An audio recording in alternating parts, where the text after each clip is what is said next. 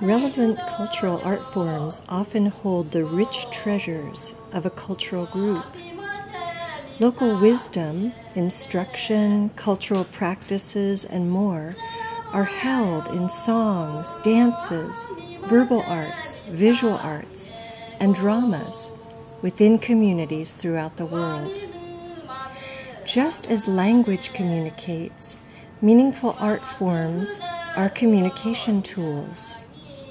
With many modern changes entering their villages, many language groups are losing their valuable communication mediums. The Akha of Laos are one of these groups. In light of that, a workshop was designed to invite the Akha through participatory methods to explore their art forms and make choices about which ones they would like to continue to breathe life into.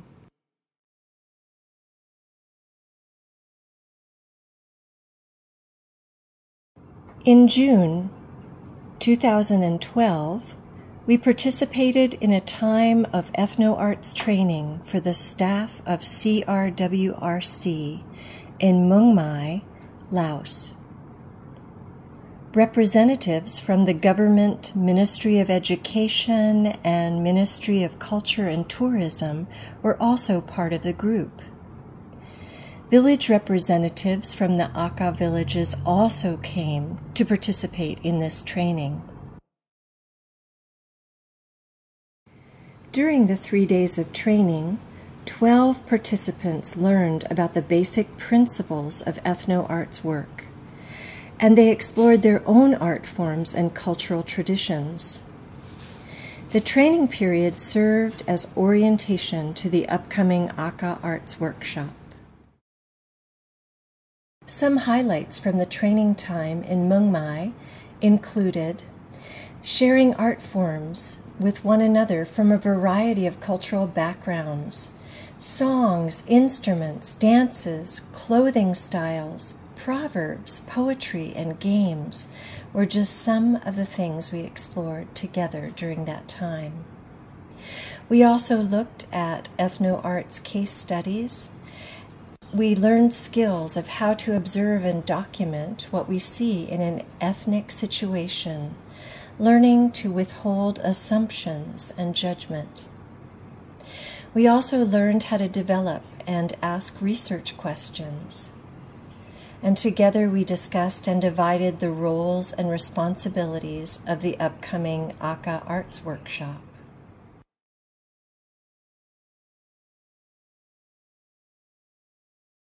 Following the training, we traveled as a group into the beautiful mountains of northern Laos. We were welcomed into the Akha village where the workshop was held. The workshop was attended by representatives from 4 Akha villages. Over the next 3 days, our group of visitors, along with the local Akha villagers, explored Akha art forms together. Our goal was to follow whatever ideas the Akha villagers thought of and learn as much as we could about the Akha art forms they shared. For each cultural item, we explored the questions: what is the item called? Who uses it? When is it used? What is its meaning? The Akha participants eagerly shared many of their art forms with us.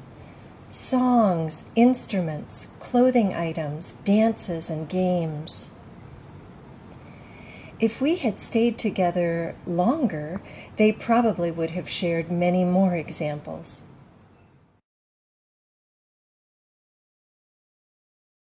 On the second day, the Akha workshop participants decided to hold a special event. They called it Sapolo.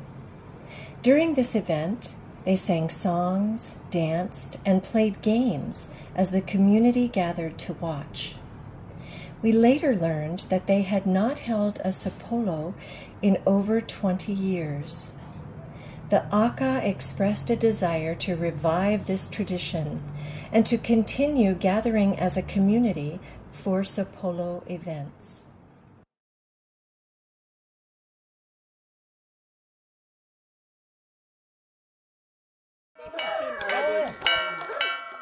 The task ahead for the Akha workshop participants is continued exploration of their art forms.